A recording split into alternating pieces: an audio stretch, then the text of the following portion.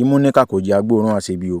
Ẹ wo Mary J àbí kí ni ń porúkọ arábìnrin yìí tó tan Dára ìyàwó Làǹdẹ̀ tó tan lọ sí ọ̀dọ̀ Baba T. Ó ga o. Nígbà tí ojú ọmọ ọlọ́mọ bàjẹ́ tó ti ń ṣẹlẹ́yà tó ṣẹlẹ́yà tán, ó ti wá bọ́ta ó wá ń tọrọ àforíjì lọ́wọ́ Làǹdẹ̀. Ó dá gbèsè ayé wọn rú, ó dẹ́ bí ẹlẹ́bí rú. Ó wá bọ́ta ó wá ń tọrọ àforíjì lọ́wọ́ Làǹdẹ̀. Ẹ wá gbọ́n tó sọ o. Ó tọrọ àforíjì lọ́wọ́ Làǹdẹ̀ o. Ó tọrọ àforíjì gidi o. Ẹ gbọ́n tó sọ, ẹ farabalẹ̀, ẹ wá nǹkan fìdílé.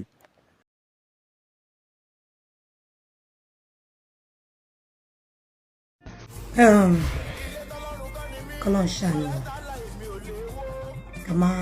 Ká má ṣìrìn. So firstly, I'm pleading to Ìjọba Làǹdẹ̀ at the bottom of my heart. Mo ń bẹ̀ wọ́n torí t'Ọlọ́run, torí ti Ànábì, torí ti Jésù. Kó má bínú sí mi. Agbára Ọlọ́run. Gbogbo wa ò ní ṣìrìn, a dẹ̀ ní ṣìṣe. So mo ń bẹ̀ Ìjọba Làǹdẹ̀ kó jọ̀ọ́ kó dáríjì mi. Mo fi Ọlọ́run tó dá wọn, mo fi bẹ̀ wọ́n.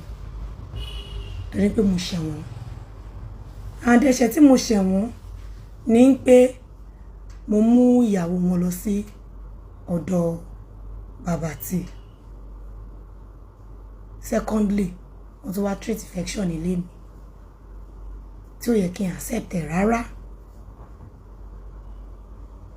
So ọ̀nà bẹ̀yẹn òun ni mo gbà tí mo fi ṣẹ̀yìn.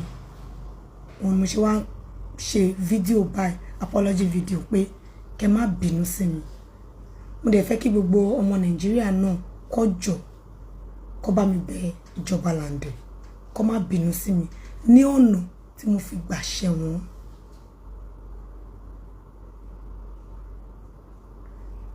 Secondly, màá tún bẹ̀ Baba T lápá kan.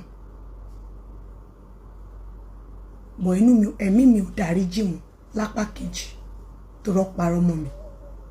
At the same time náà, kò sí ẹni tí nǹkan báyìí máa ṣẹlẹ̀ sí tí ò ní roko sí sáìdì. Màá bẹ̀ Baba T ń pé káwọn náà má bínú. Ẹ dákun, ọbẹ bọmọ lọ́wọ́ aṣọ bẹnu. Ọbẹ ti ṣe tí ó ṣe.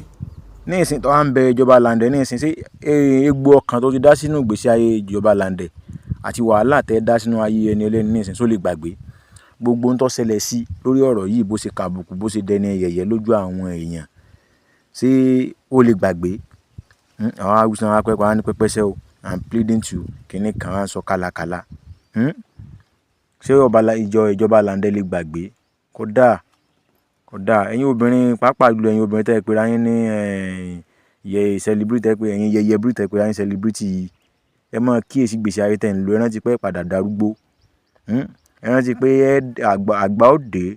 Tẹ́ pé tẹ́ bá ti ń wo àwòrán nǹkan tẹ́ fojú àárọ̀ yín ṣe, tẹ́ padà máa sunkún. Ẹ kíyèsí gbogbo ohun tó ṣẹlẹ̀ ní orí Ìjọba Làǹdẹ̀ ní ìsìn, tó ṣẹlẹ̀ ní ìsìn báyìí ní ìsìn. Ṣé ẹ rò pé bóyá àwọn èèyàn ó gbàgbé? Àwọn èèyàn ò lè gbàgbé.